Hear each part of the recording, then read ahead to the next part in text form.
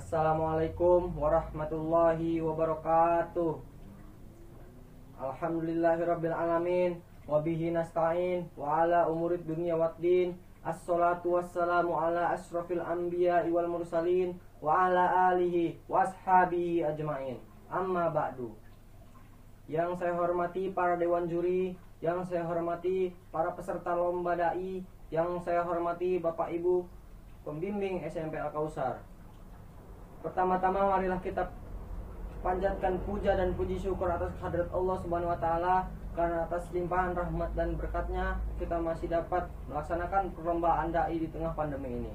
Shalawat teriring salam tidak lupa kita sanjung agungkan kepada junjungan kita Nabi besar Muhammad sallallahu alaihi wasallam. Semoga kita mendapatkan syafaatnya di yaumil akhir nanti. Amin ya rabbal alamin.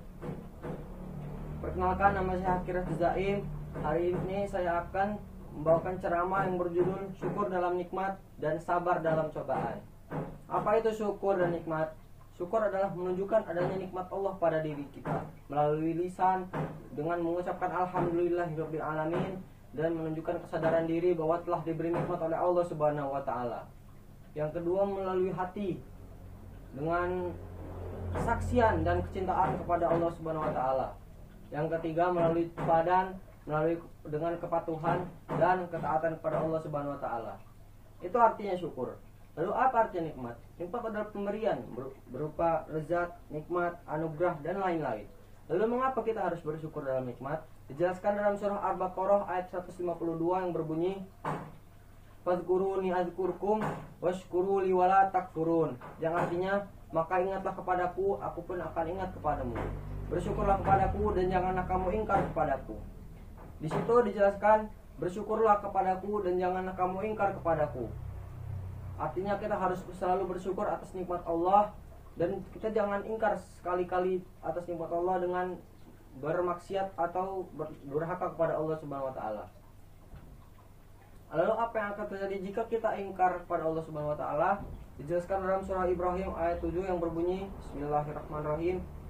Wa idza'adzanna rabbukum la in syakartum la azidannakum wa la in kafartum inna adzabi lasyadid. Yang artinya, maka ingatlah ketika Tuhan memaklumkan, sesungguhnya jika kamu bersyukur, maka niscaya aku akan menambah nikmatmu. Tetapi jika kamu ingkar atas nikmatku, maka azabku sangatlah berat. Di ayat itu sudah sangat dijelaskan bahwa jika kita bersyukur atas nikmat Allah, maka niscaya Allah akan menambah nikmat kita. Tetapi jika kita mengingkar nikmat Allah, maka azab Allah sangatlah berat. Jadi kita harus selalu bersyukur atas nikmat Allah, karena niscaya Allah akan menambah nikmat kita. Selanjutnya, sabar dalam cobaan. Apa itu sabar? Sabar adalah menahan diri, menahan emosi. Sabar ada 3, yaitu sabar dalam ketaatan, sabar dalam menjauhi maksiat, dan sabar dalam musibah atau cobaan. Yang akan kita bahas adalah sabar dalam musibah dan cobaan.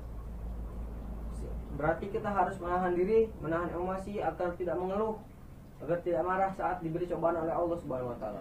Apa itu cobaan? Cobaan adalah suatu kondisi masyarakat atau suatu orang yang sedang diuji oleh Allah Subhanahu wa taala dalam rangka menaikkan atau menunjukkan nikmat iman dan kesabarannya agar dapat menjalani ujian atau cobaannya tersebut.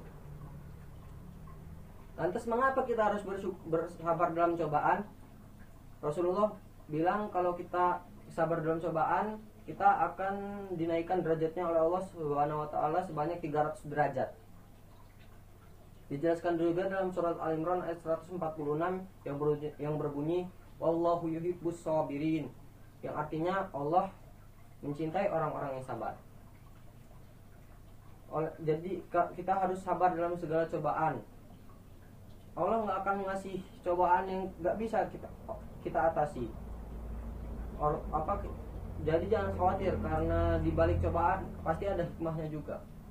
Dan cobaan itu pasti akan berakhir.